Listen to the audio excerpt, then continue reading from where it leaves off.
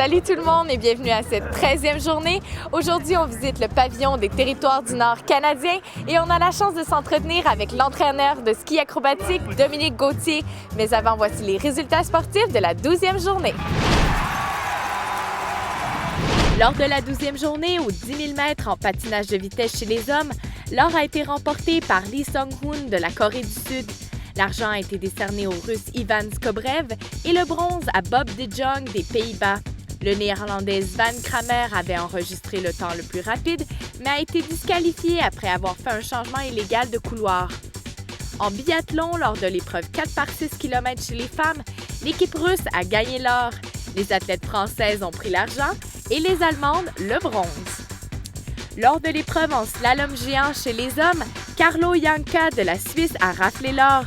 L'argent est revenu au Norvégien Situl Jansrud et le bronze à son coéquipier Axel Lund Svindal. En combiné nordique relais en équipe 4 par 5 km, l'Autriche a remporté l'or. Les États-Unis ont pris l'argent et l'Allemagne le bronze. Lors de l'épreuve de ski cross dame à Cypress Mountain, la Canadienne Ashley McIver s'est vu décerner l'or. La Norvégienne Edda Bernsen a reçu l'argent et la Française Marion Josserand le bronze. En hockey chez les hommes, la Suisse a battu le Bélarus 3-2. Le Canada a avancé au classement suite à sa victoire de 8-2 contre l'Allemagne. La République tchèque l'a remporté sur la Lettonie 3-2.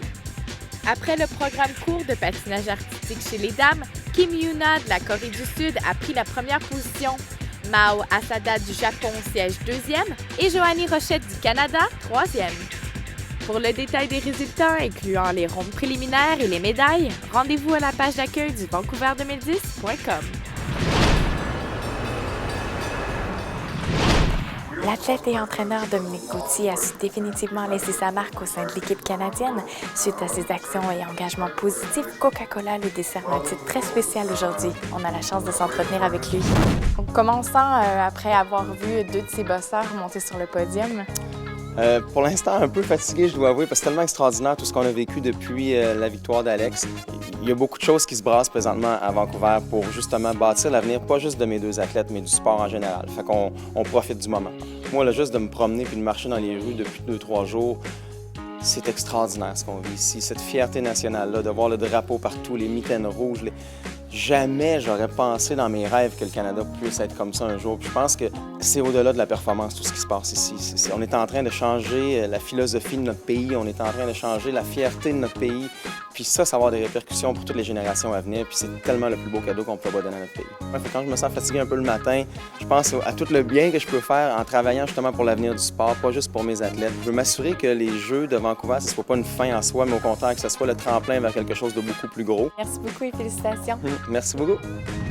On vient prendre une bouffée de chaleur et découvrir les surprises du Nord canadien au pavillon des Territoires du Nord-Ouest, du Yukon et du Nunavut.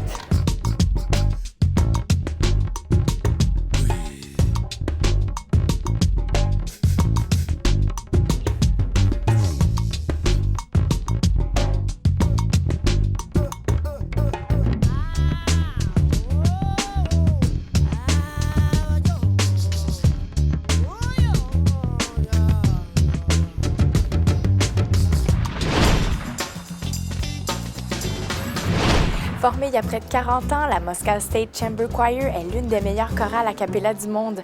Venez écouter d'exaltantes chansons folkloriques russes ce soir à la St. Andrew's Whistling United Church.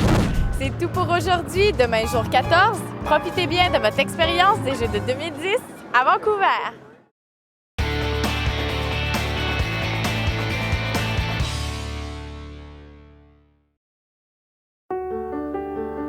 It's big. Beautiful. Laid back. Sophisticated. It doesn't get more West Coast than this. Some call it British Columbia, Canada. But we call it Home. British Columbia, 2010. You gotta be here. Pour réussir vos vacances en Colombie-Britannique, visitez hellobc.com.